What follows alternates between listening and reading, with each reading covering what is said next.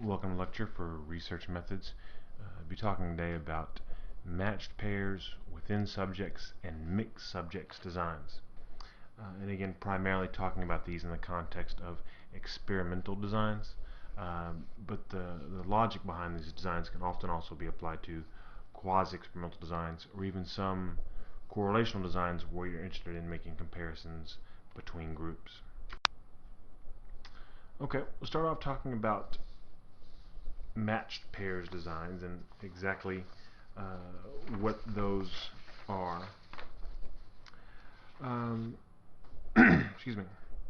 Basically, with a matched pairs design, the process you go through is first you measure participants on some matching variable. We'll talk about what that matching variable might be in just a sec. But just imagine, so you pick some variable, and before you do anything to participants, so again, this is an experimental design, so you're going to do something to them. Before you do, you measure them on some variable. And then you create pairs. You pair participants who are similar on this variable. So practically, you'd have to end up ranking all your participants on this matching variable from lowest score to highest score, and then the two highest would be a pair, the next two highest would be a pair, on down all the way to the bottom, right? So people that are similar are paired up, and not in reality, you don't have them stand next to each other or anything, but you looking at the data make those pairs. And then, based on those pairings, you then randomly assign one member of each pair to the treatment condition, and then the other member of the pair to the control condition. Or if you have two treatments, treatment 1 and the other one's a treatment 2. But you make this part random assignment. So, why would you do something like this? Why would you use a matched pairs design? Primarily if it's you're interested in power, right? And this is partly because of the type of statistical analyses you're allowed to use based on this design, which would be probably a dependent groups t-test if you have a pair. If you had, I guess, a matched triplet design, it'd be repeated measures ANOVA. But generally, it's pairs. It's just a dependent groups t-test. Uh, but using this type of design, you'd have more power to find an effect of your independent variable, more power to find a difference than you would if you'd use a simple experiment with the same number of participants. Why do you have more power? Well, because you're reducing the influence of random error. Right? Because whenever you pair these people on this matching variable, you're selecting that matching variable thoughtfully and carefully. And one thing that you're doing when you do that is you're creating these pairs where you're going to compare half of the pair to the other half of the pair. So you don't just randomly assign them to groups, then okay, now I'm going to compare group A to group B. No, you're not doing that. You're comparing individual to individual. So you're saying, looking at this pair, one person got here, the other person got here. How are those two different after I did something to one and not to the other? Let me grab another pair. How did they differ? And then basically you're summing the differences of all the pairs to look and see overall, was there a difference in the same direction, which you would hope there was if your independent variable had an effect. But because you're looking at the differences on a pair by pair basis, when you're looking at some particular pair, you're comparing this person A to person B, and they're not just completely different people with all kinds of random error. They could be different in all kinds of ways. Well, they can't be different in every possible way because we've selected them to be in this pair together because of their similarity on some important matching variable. So we're reducing the influence of random error to some degree. How well we're reducing the influence of random error depends in large part on how we select that matching variable. So what is that matching variable? Typically one of two things. One, it could simply be a pretest measure of your dependent variable. Right? So if you're looking at depression and you're going to do some treatment versus control, and so you want to compare people who are you want to create these pairs where you have your most depressed person with your other most depressed person. One gets therapy, one doesn't. Are they different? Right? Your least depressed person to your other least depressed person, one gets therapy, one doesn't. Are they different?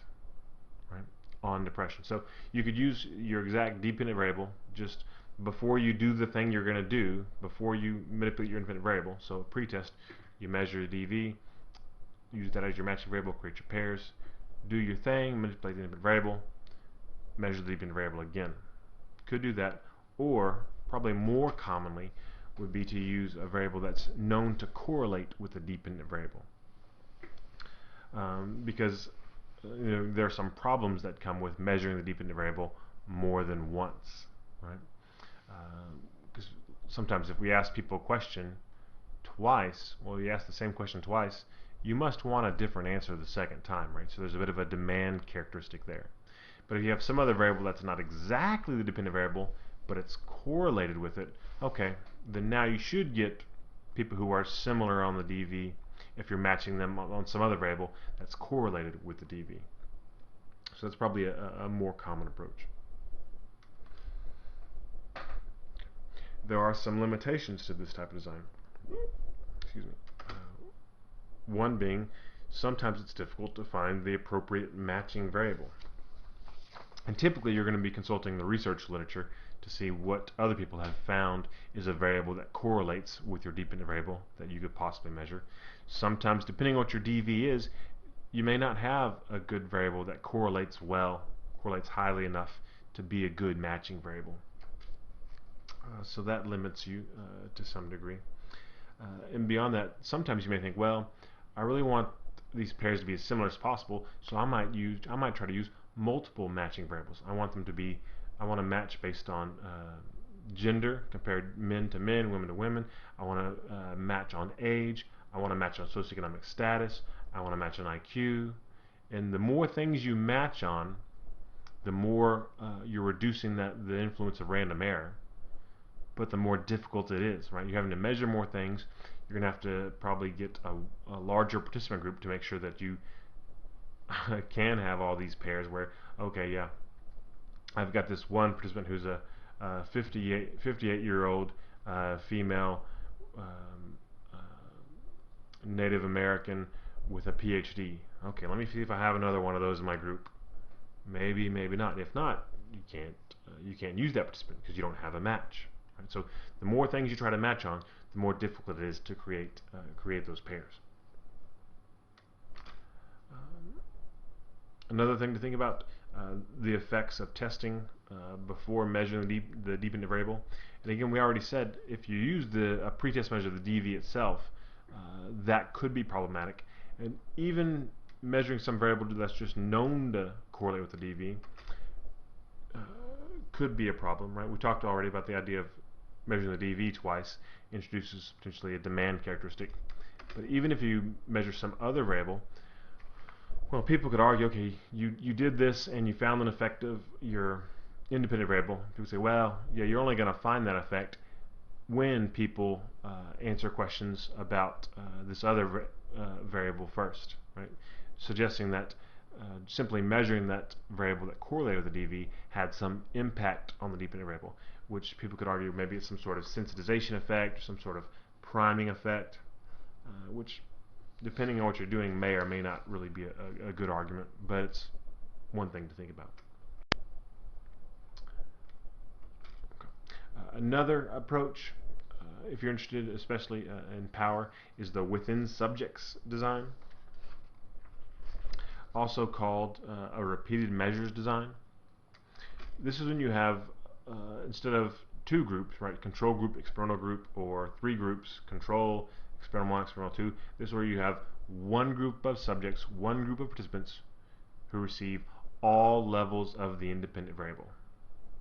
Okay. So if you're looking at a drug study, 10 milligrams, 20 milligrams, 30 milligrams, it's not three groups. It's one group that gets 10 milligrams, and then we measure the dependent variable, then they get 20, we measure it again, they get 30, we measure again. That's one way. And there are different types of within subjects repeated measure designs. One of the most common things we talk about would be the within subjects designs that are looking at time as a factor. So your pre-post designs, right, where you're getting some baseline measure before we do anything to you. How depressed are you? How anxious are you? How hungry are you? Whatever variable we're looking at. Then we do something to you, and we measure U again. We do this post. And it can be a simple pre-post time 1, time 2. Could be time 1, time 2, time 3, time 4. You can keep adding more points in time. The thing to keep in mind, the more points in time you add, the more people you're going to need in your study to have an appropriate level of power, at least for most types of statistical analyses, unless you get into some really kind of fancy modeling techniques, time series designs.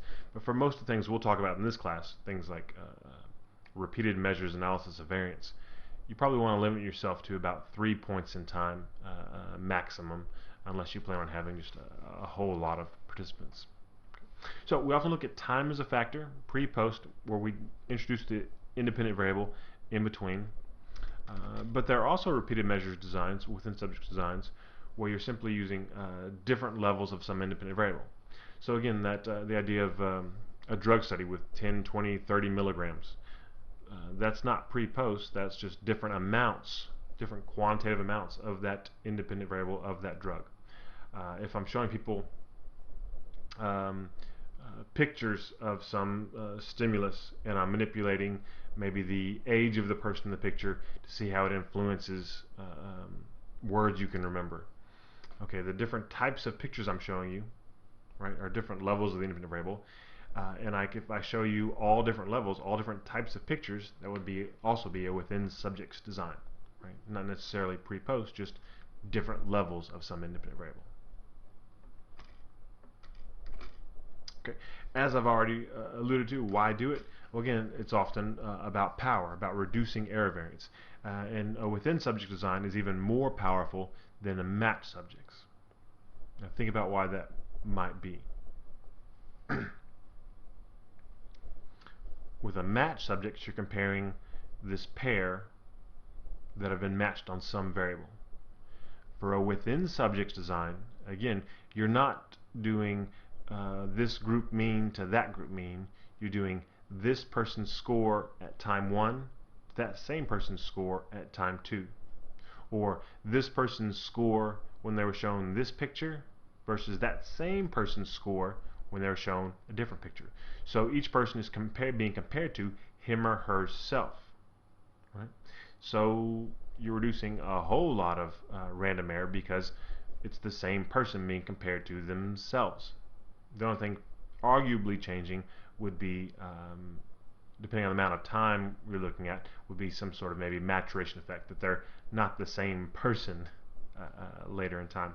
But other than that, they are physically largely the same person.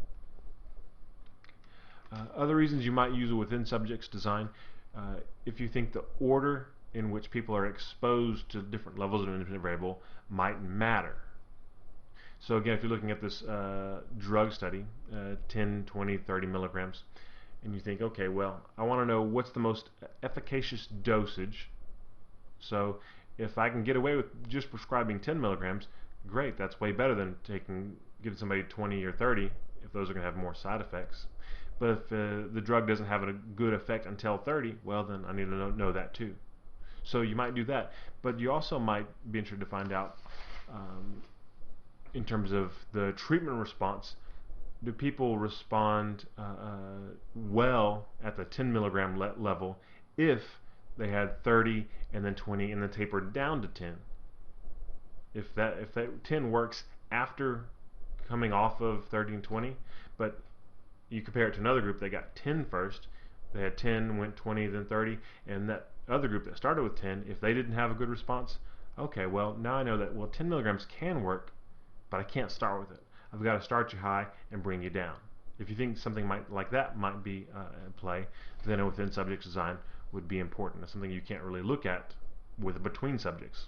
If some people got only 10, other people got only 20, other people got only 30, well, you can't look at the order in which things happen, right? So you have to get all levels. You need that within subjects design if you think order is an important factor. As I alluded to in a previous lecture, there's some threats to internal validity that are somewhat unique to within subjects designs, and we'll talk a little bit about those here. One of kind of the groups of threats to internal validity for within subject designs would be order effects and testing effects. And we really try to deal with these things with two different strategies. One, reducing the impact of these effects, and two, distributing the impact of these effects. First, talking about reducing the impact. So things like testing effects, so practice effects, fatigue effects.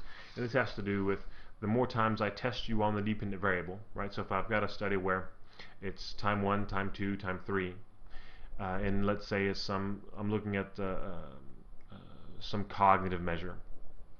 Maybe the more times you take this cognitive measure, you're completing this maze, the more times you can try to complete the maze, the better you get, not because of what I'm doing to you over time, right? But just because as you practice, you get better at it. Right?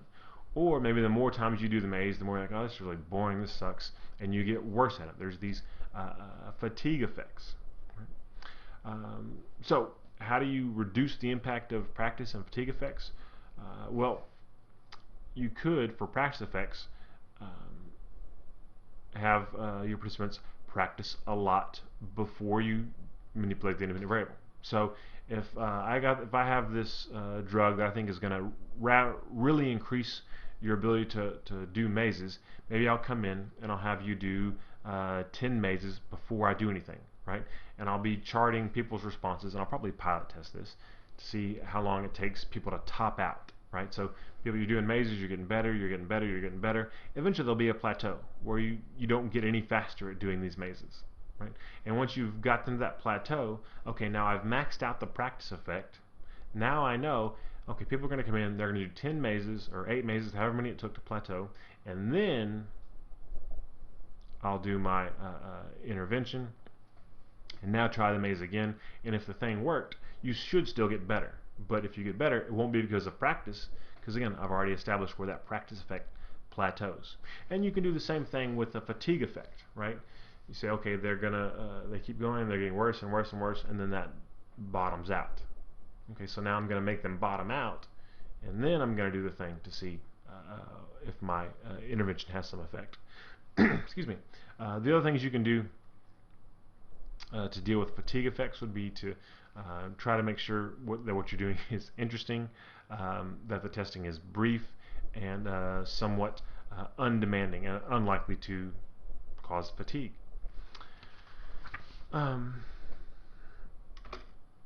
The other type of effects we've talked about are order effects, so carryover effects and sensitization.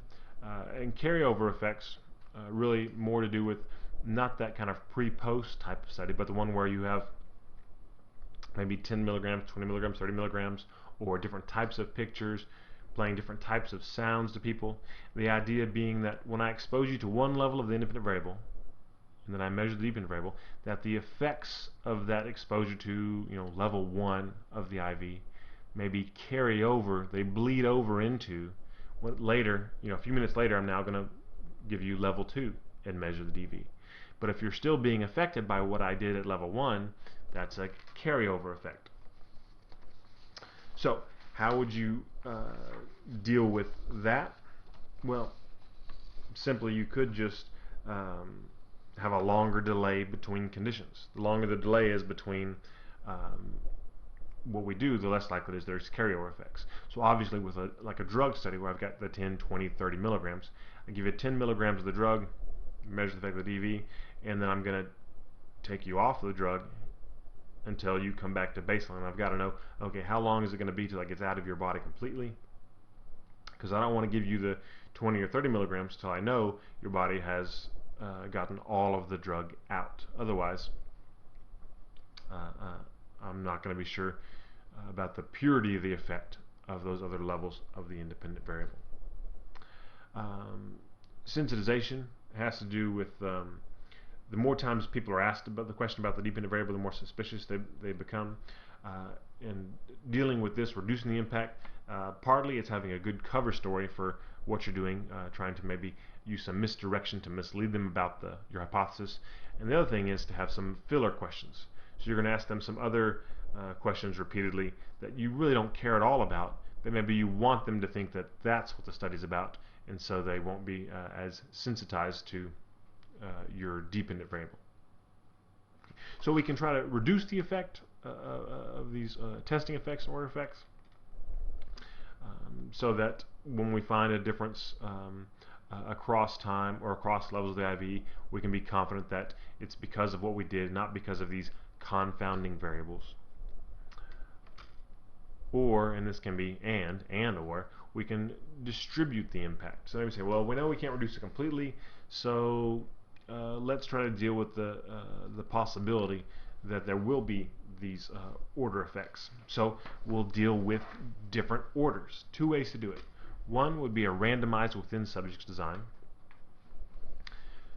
So with this, you think about, okay, if I've got, let's kind of keep it simple.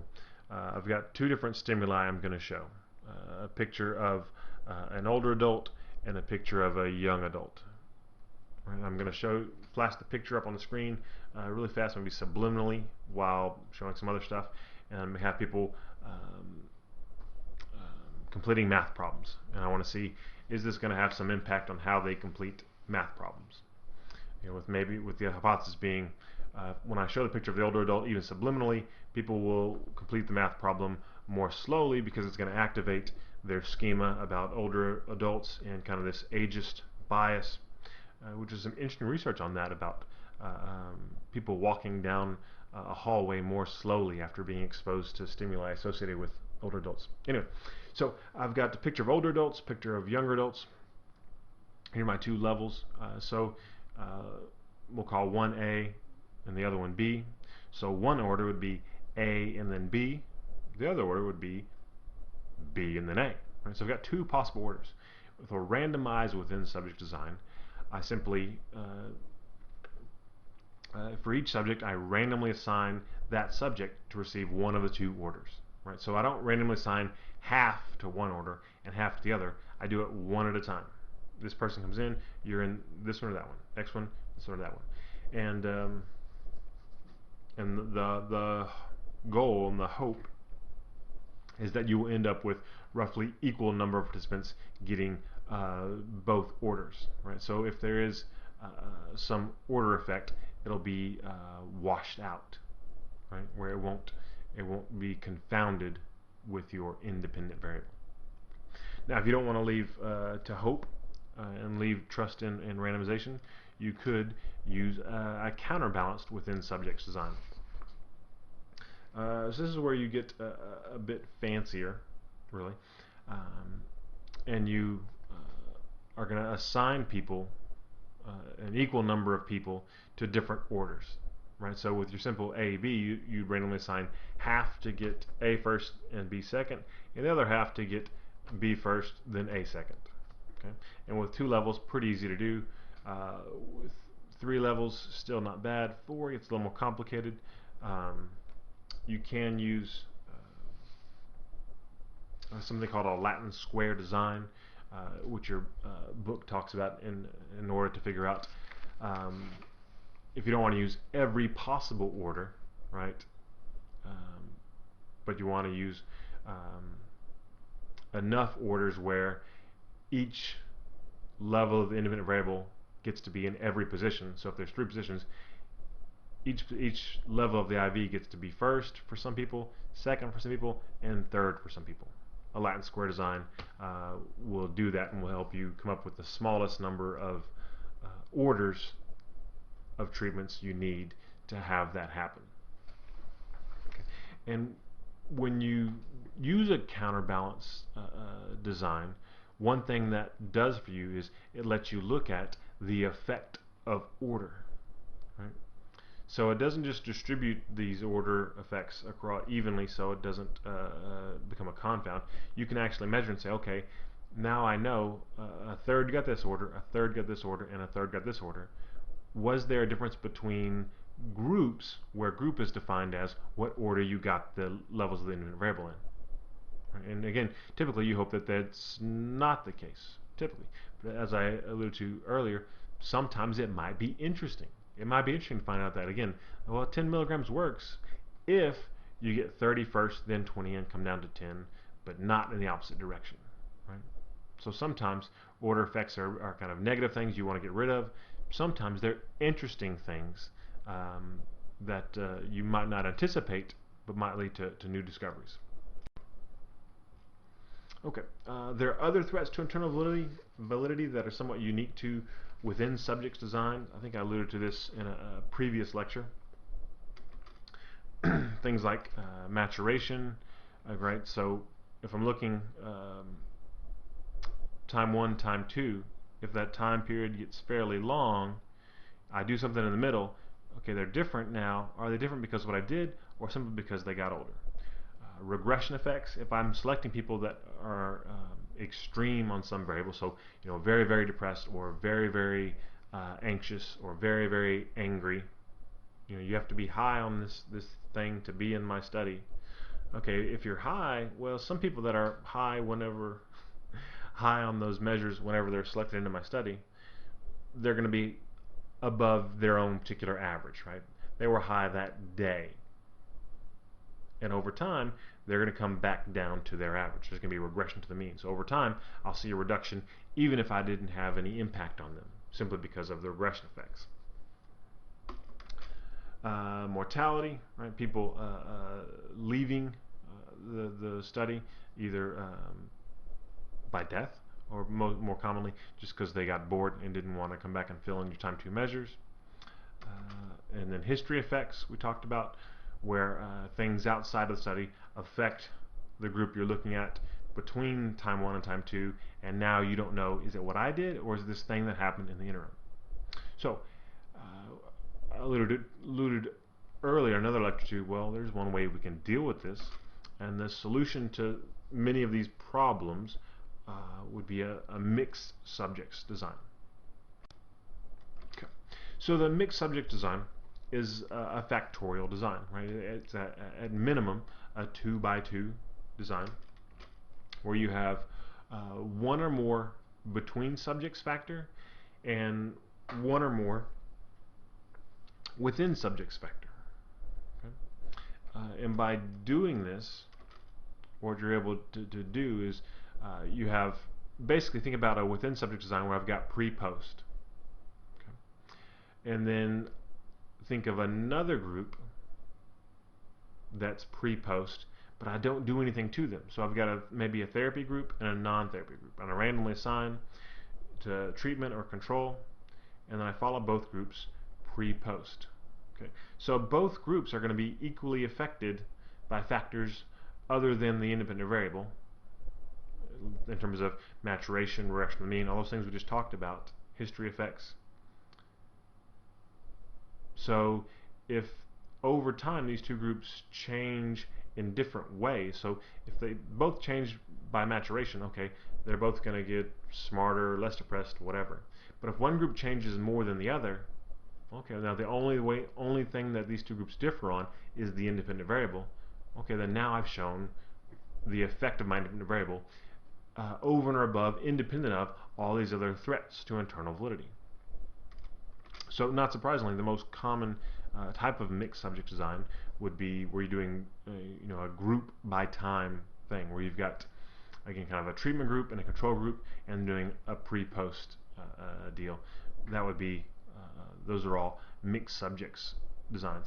And again, often there are types of quasi-terminal designs that look a lot like this. Kind of your non-equivalent control group pre-post design would be probably one way to say it. That's pretty much the same thing as a mixed subjects experimental design.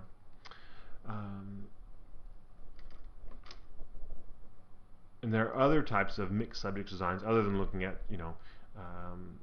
basically an expanded within subjects, where you say, well, I really want to do this within subjects, but I want this other group that I don't do anything to, that I want to show doesn't change. Okay, so that's the most common way. There are other ways too, where maybe you're not looking at time, you're just looking at two independent variables that you think both of these variables have some impact on the dependent variable, and I want to see how they interact. And maybe you're not going to do between subjects, because if you did it fully between, you need a lot of participants. You say, well, they want you to do it fully within. Well, that probably would be the best thing in terms of power for the number of participants you have. But it's possible that sometimes order effects may be really problematic for one of your variables, but not the other. There may be one of your variables, well, really, there's going to be some carryover effects if everybody gets both levels of this variable, and I really don't have the time to wait, so I'm going to make that variable between subjects, and I'll leave my other variable within subjects so I can still hang on to some of the power I get from doing within subjects designs. And again, a factorial design could be 2 by 2, 2 by 3, could be 2 by 2 by 2. You can start adding other factors, right? So a mixed subject design is at least one of each type, between and within. Could be 2 between and 1 within, 2 within, 1 between. But all those are distinct from a fully within subjects design, which you could have being just one factor pre-post, or you could do a factorial, a fully factorial within subject design where you have two independent variables, both of which are within subjects factors. Or you could have a fully between subjects factorial design, which we've already talked about fairly extensively.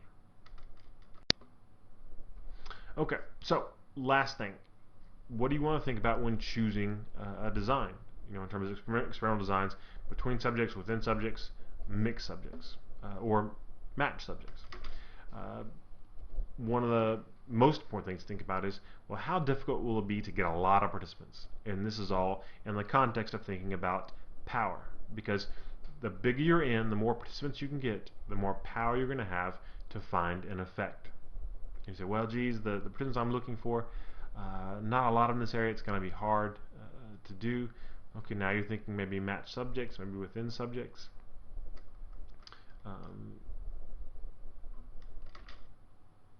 You want to think about the potential impact of order effects, both negatively and positively. So it's like, well, geez, for the independent variable I'm looking at, yeah, there's definitely going to be some order effects, and so I would either have to counterbalance or do a randomized design, or I'm too worried that, yeah, even if I counterbalance, it's going to kind of wash out that effect, but it's still going to add some error variance. I'm better off doing between subjects. Or maybe, you know, I think there might be some interesting order effects. Therefore, I want to do within subject design. Or maybe again, if you think order effects might be a problem, but you don't want to do between subjects because you're still worried about power, then you go kind of the middle and think maybe a matched subject design. So you have to think about, is there a matching variable for this study that would work? You know, could I use a pretest measure of the DV, or is there some correlate of the DV that I could measure that wouldn't negatively impact my external validity or construct validity? And last, the nature of the phenomenon that you're looking at. The independent variable you're looking at, do people typically experience more than one level of that IV in the real world? If so, then it might make sense to study it in a within subjects way, so you can see for each person what's it like to see all these different things, and again going back to, and in different orders. Okay, that's all for now. Take care.